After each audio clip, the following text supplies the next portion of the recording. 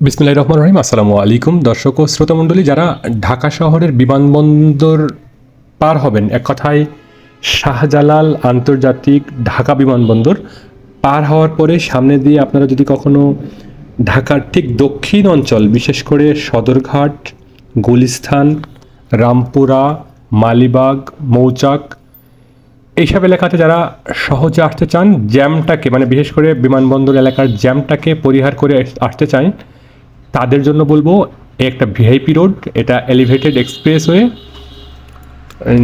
যেটা আপনারা উঠছি দেখতে পাচ্ছেন, একদম প্লেন বা নিট অ্যান্ড ক্লিন। ঢাকা শহরের জ্যামটাকে এই এলিভেটেড এক্সপ্রেসওয়ে কতটা যে রিডিউস করেছে তা আপনারা এখানে না আসলে বুঝতে পারবেন না। আমরা কিছুক্ষণ পরে এখানে সামনে টোল দিব। বিশেষ করে এলিভেটেড এক্সপ্রেসওয়ে পার হওয়ার মাঝামাঝি জায়গাতে কিন্তু এই টোলটা ওঠার পরে বেশ কিছুক্ষণ যাওয়ার পরে কিন্তু এই টোল ঘরটা পড়বে। আপনারা মাত্র ৮০ টাকা টোল এখানে পরিশোধ করবেন, করে কিন্তু এই রোডটা বিশেষ করে পিক আপ থেকে শুরু করে সব ধরনের যানবাহন কিন্তু এই এলিভেটেড এক্সপ্রেসওয়ে ব্যবহার করে। রামপুরা, বাড্ডা এইসব এলাকার যে বিশাল পরিমাণ জ্যাম ছিল, বা যারা মহাখালী থেকে যেতে চান তাদের জন্য যে বিশাল আকারের জ্যাম অপেক্ষা করতো বিমানবন্দরে ঢোকার আগে, হোটেল রেডিসনের ডান সাইডে বিশেষ করে সেসব জায়গাতে মূলত এই এলিভেটেড এক্সপ্রেসওয়েটা দেওয়া হয়েছে। আমরা যারা 2008 সালে বা 2010-14 সাল পর্যন্ত জগন্নাথ ইউনিভার্সিটিতে লেখাপড়া করেছি তারা কিন্তু এই এলিভেটেড এক্সপ্রেসওয়ের সুবিধাটা পাইনি। তবে এখন বর্তমান সময় 2025 সালে ঢাকা শহরের চিত্রটা অনেকটাই চেঞ্জ দেখতে পাচ্ছেন।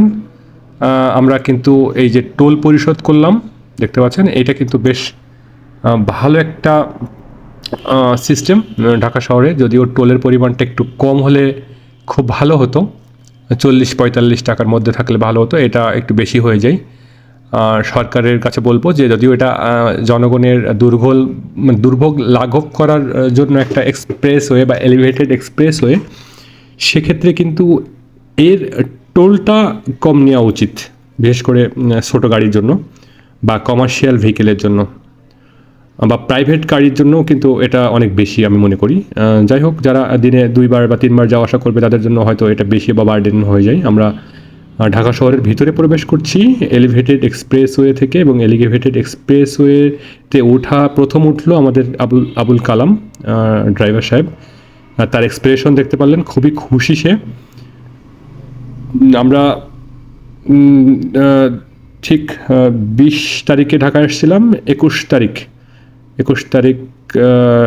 দিনের বেলা দেখতে পাচ্ছেন আমরা এখানে এলিভেটেড এক্সপ্রেসওয়েতে প্রবেশ করেছি, বা উপরের থেকে কিন্তু ঢাকা শহরের পুরা সিনারিওটাও দেখা যায় এই এলিভেটেড এক্সপ্রেসওয়ের উপর দিয়ে আসলে।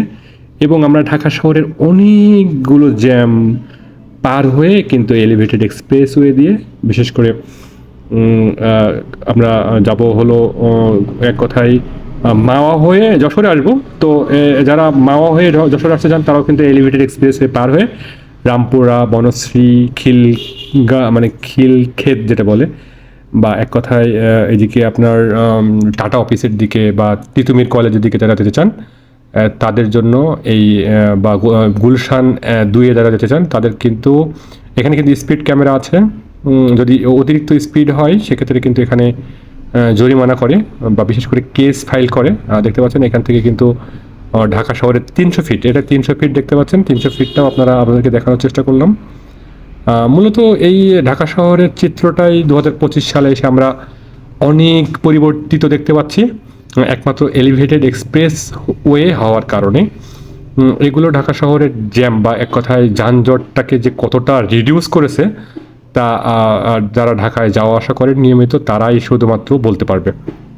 মহাপরিকল্পনা ছিল বিগত সরকারের, সেই মহাপরিকল্পনার অংশ হিসেবে আপনারা এগুলো দেখতে পাচ্ছেন। দেখেন এখানে কিন্তু ডান সাইডেও কিন্তু দেখেন, এখান থেকে যারা মিরপুরের দিকে যেতে চান তাদের জন্য কিন্তু এখানে এলিভেটেড এক্সপ্রেসওয়ে বা ফ্লাইওভার বা ওভারপাস এগুলো সবই রয়েছে। ডান দিকে মানে এক কথায় ঢাকা শহরের সিনারিওটাই আপনারা যারা দেখতে চাচ্ছেন বা দেখতে পারবেন তারা কিন্তু বিমানবন্দর থেকে যারা মাওয়া বা পদ্মা সেতুর দিকে আসতে চান বা বিশেষ করে ঢাকার দক্ষিণে উত্তর ঢাকা থেকে দক্ষিণ ঢাকার কানেকশন বা সংযোগটা কিন্তু এর মাধ্যমে হয়েছে। যদিও আমাদের পিক আপে আমরা যাচ্ছি, কমার্শিয়াল ভেহিকেল আমাদের আছে, আমরা বিশেষ কাজে ঢাকা এসেছিলাম, তো সেক্ষেত্রে আমরা কিন্তু পিক আপ নিয়ে যাচ্ছি এই এলিভেটেড এক্সপ্রেসওয়ের থেকে দিয়ে। ভালো একটা পরিবেশ, ভালো একটা এনভায়রনমেন্ট। ঠিক দুপুর লাঞ্চ টাইমের পরে আমরা এই এলিভেটেড এক্সপ্রেসওয়ে দিয়ে এক কথায় আমরা ঢাকার উত্তর ঢাকা থেকে দক্ষিণ ঢাকায় প্রবেশ করছি। বেশ মনোমুগ্ধকর পরিবেশ, ডিভাইডার আছে, কোনো প্রকারের যানজট নেই, যানবাহনের এলোপাথারি কোনো চলাচল নেই, প্রশস্ত রাস্তা, প্রশস্ত এলিভেটেড এক্সপ্রেসওয়ে। অসাধারণ বাংলাদেশ। এই বাংলাদেশ আমরা চেয়েছিলাম যদিও, যে এত সুন্দর পরিবর্তিত আবহাওয়ার সাথে খাপ খাওয়ানোর মতো একটা পরিবেশ দেখতে পাচ্ছেন। এলিভেটেড এক্সপ্রেসওয়ে থেকে আমরা ডাউনের দিকে যাচ্ছি বা নিচের দিকে যাচ্ছি। সব কিছু মিলিয়ে বলবো ঢাকা শহরের উত্তর ঢাকাকে দক্ষিণ ঢাকার সাথে একমাত্র এই বিমানবন্দর এলিভেটেড এক্সপ্রেসওয়েই শুধুমাত্র কানেক্ট করেছে। ভালো লাগলো পরিবেশটা। আমাদের ড্রাইভার সাহেবের অনুভূতিও বেশ ভালো। সেও বলল যে আজকে আমরা যারা ঢাকা শহর এক পলকে পুরো ঢাকা শহরটাকেই সুন্দর মতো উপর থেকে দেখতে চান, পাখির চোখে এক কথায়, তারা কিন্তু এই এলিভেটেড এক্সপ্রেসওয়ে ব্যবহার করতে পারবেন। যারা এই যে এক কথায় মহাখালীর দিকে যাবেন বিমানবন্দর থেকে, বা মহাখালী থেকে এক কথায় বিমানবন্দর বা বিমানবন্দর থেকে মহাখালী যাবেন, তাদের জন্য কিন্তু এই ভিডিওটি আজকে দেখানোর চেষ্টা করলাম।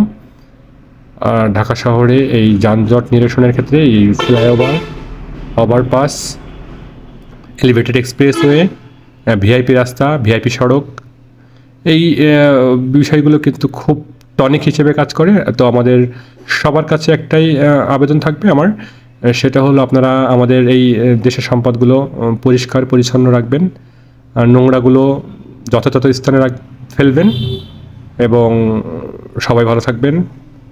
সবার জন্য শুভকামনা জানিয়ে আজকে Dhaka elevated expressway, VIP elevated expressway, বিমানবন্দর এক্সপ্রেসওয়ে যেটাই বলেন না কেন, সেখান থেকে আমি রুহুল আমিন রাহুল বিদায় নিচ্ছি। দেখা হবে নেক্সট কোনো ভিডিওতে, যেখানে আপনাদেরকে বাংলাদেশের বিভিন্ন ডেভেলপমেন্ট সাইটগুলা বা আপডেটেড বাংলাদেশের যে সকল কনস্ট্রাকশন সাইট বা সুন্দর সুন্দর সাইট আছে, এগুলো আমরা একটু মাঝে মধ্যে আপনাদের সঙ্গে তুলে ধরার চেষ্টা করব। সঙ্গে থাকবেন, লাইক, সাবস্ক্রাইব, শেয়ার করতে ভুলবেন না। দেখতে পাচ্ছেন বাংলাদেশ আর্মি স্টেডিয়াম, এই এলিভেটেড এক্সপ্রেসওয়ে থেকে নামার সময় আপনারা দেখতে পারবেন। সব মিলিয়ে মহাখালী যারা যাবেন বা বাড্ডা যারা যাবেন, রামপুরা যারা যাবেন, হাতিরঝিলে যারা যাবেন বিশেষ করে, বা বাংলাদেশ টেলিভিশনে যারা যাবেন, মৌচাকে যারা যাবেন, তাদেরকে বলবো যে আপনারা এই এলিভেটেড এক্সপ্রেসওয়েটা ব্যবহার করবেন, এবং সরকারকে বলবো সরকারের যেন টোল বা নির্ধারিত যে চার্জ সেটা একটু কমানো হয়, তাহলে এই যাত্রা আরও বেশি সমৃদ্ধ হবে, সুখময় হবে। সুন্দর বাংলাদেশ, আগামীর বাংলাদেশের জন্য শুভকামনা জানিয়ে আমি আমার ভিডিওটি শেষ করছি। ভালো থাকবেন সবাই। আসসালামু আলাইকুম ওয়া রাহমাতুল্লাহি ওয়া বারাকাতুহু।